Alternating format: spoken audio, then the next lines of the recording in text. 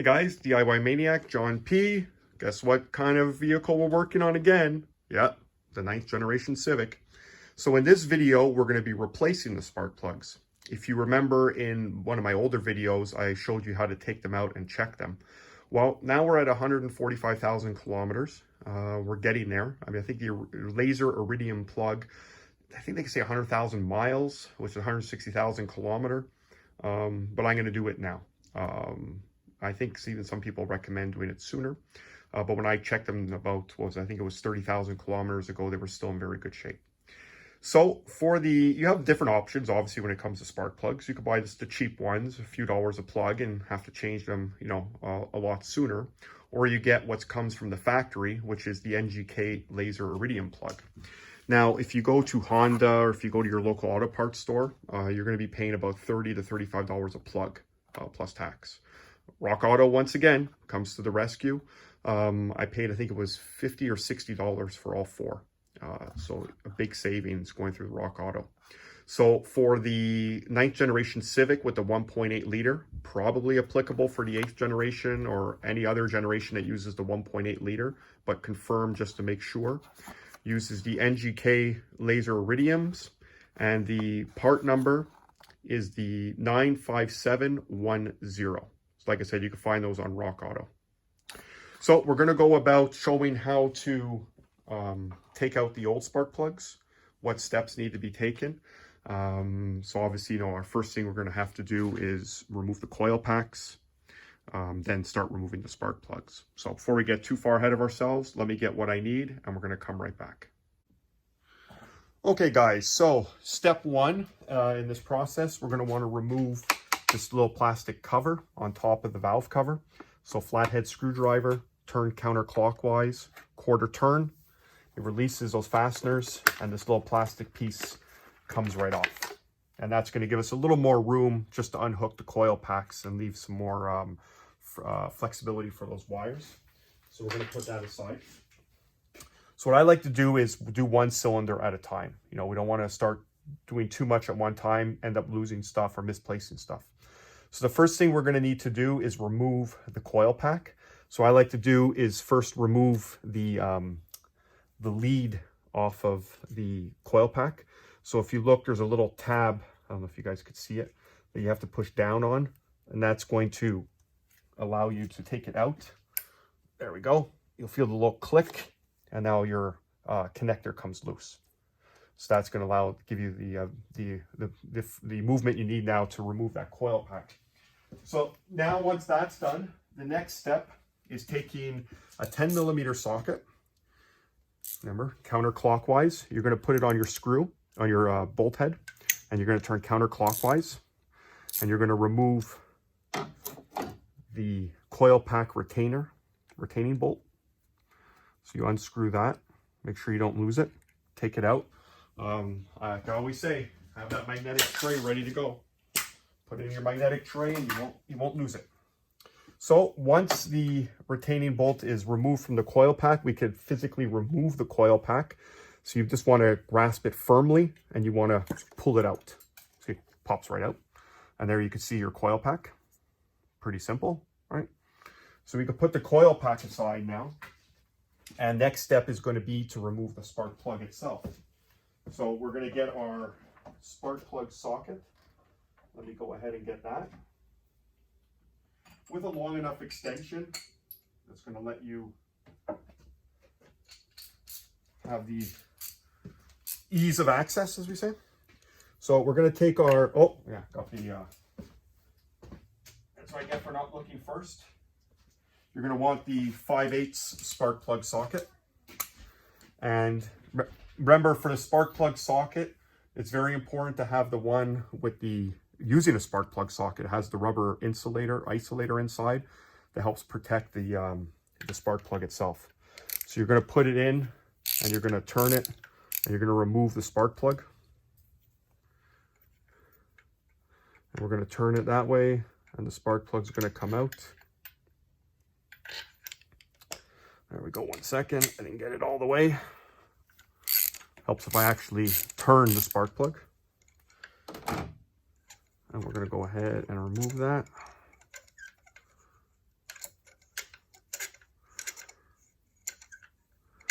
and I'll show you what it looks like.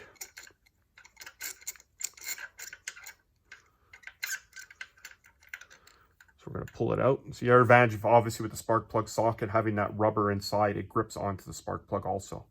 So now we could look at the spark plug and we could see what it's like. And honestly, it still doesn't look very bad. I mean, we got some white ash buildup here. But I mean, the electrodes still look good.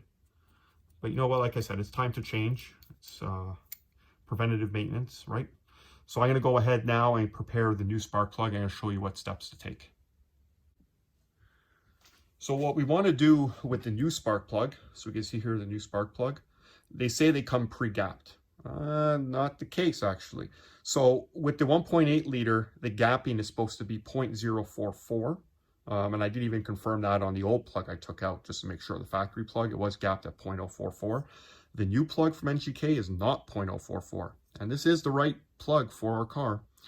So when we go here and we look, if I take the 0.44, if you want to know how you check your gap, 0.44 doesn't, kind of, but not really. I can't get it in, right? If I go 0.4, that one fits. So the gapping is not correct. So even though they're supposed to come pre-gapped, that's why you always want to check. So what we need to do now is re-gap it.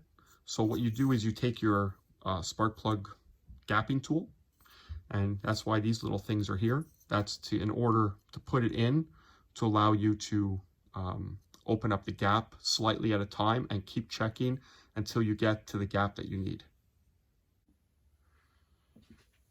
Okay, guys, and before I continue on this part, I just want to clarify something. I keep forgetting to make mention of that. The dollar amounts I referred to in my videos, like I was telling you how much I paid for the spark plugs, that's Canadian dollars, by the way, not US dollars, in case you're wondering. So I went ahead and I gapped our spark plug to 0.044, which is the factory setting for the gap. So that is done.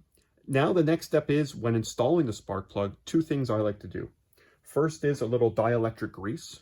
So it's basically just an insulating jelly grease. And what I like to do is take a little bit of that and put it on the porcelain of the spark plug. And that, what that does is it allows, next time you remove the coil, just so it doesn't stick, it makes it come out a lot easier. Also stops if there's any little moisture that wants to get in, but really there shouldn't be. So I like to put a little bit there. And after that is a little anti-seize. So take a little anti-seize. For some of you who used to watch an old show back in the early 2000s on the Speed Network, you'll get that reference, anti-seize. Now, and if you get that reference, please let me know in the comments below. I'd be really like to know who else got that reference. So a little anti-seize to the threads of the spark plug. You don't need much, just a little bit, right? Now, obviously, because of the lifespan of these spark plugs, I don't think I will be ever changing them again. I'll probably be getting rid of the car before that and upgrading. But of course, you know, as doing mechanics properly, you want to make life easy for the next guy. So let's take care of our fellow mechanics out there.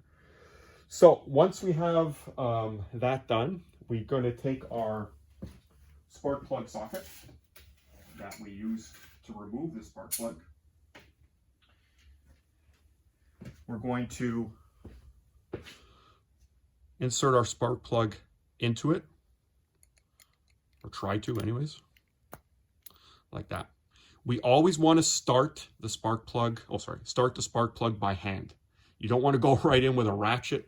You know, start it by hand, gently slide it in, and feel that the threads are engaging. So slowly and gently turn by hand. If you feel any resistance, stop, because you're going to be cross-threading. It's an aluminum head, and you're going to give yourself a world of problem, and you don't need that.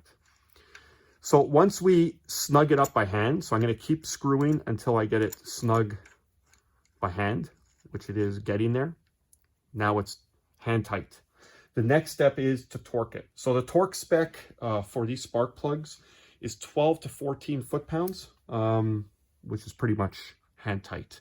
But guys, if you're not comfortable tightening things by hand, meaning, you know, I've worked on cars for so long, and I know a lot of people are going to be rolling their eyes when I say this. I kind of know what that that is. It's my hand tight. I've done enough spark plug jobs to know what it feels like when they're tight. But if you're unsure, definitely get yourself a torque wrench. Once again, you over tighten these, you're going to strip out that head. World of problem. But I know where it needs to be, and that's where I stop. And I know I'm at the right one because I've done it so many times. But anyways, roll your eyes. If you want, even leave an emoji down below in the comments of an eye roll. I'll appreciate that too. So let me go ahead and, well, I guess we'll show you the complete step. So our spark plug is now tightened. We remove our spark plug socket. And we're going to now, it's reverse. So we're going to put our ignition coil back on. So you're going to take your ignition coil. And it's going to be just like taking it off. You're going to slide it on. You're going to push it down and you'll hear it and feel a little like pop as it kind of engages. You're going to take your retaining bolt. Once again, let's think of the next guy. Let's put a little NICs on the threads for the next guy. Take your 10 millimeter. Get her in there by hand first. Snug her down.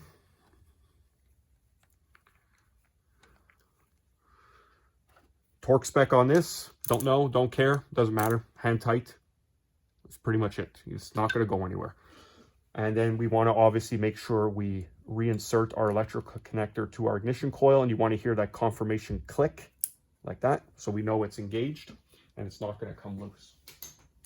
So guys, that is how we change at least one of the spark plugs on our 4-cylinder Honda Civic. I'm going to go ahead and do the remaining 3. You don't need to see that. It'll make a long video for nothing. So once again, that's how you change the spark plugs on a Honda Civic with the 1.8 liter. Applicable to, I guess, any 1.8 liter. And honestly, this procedure is applicable to most cars changing spark plugs. So once again, guys, thanks for watching. Really appreciate it. And keep looking out for new videos.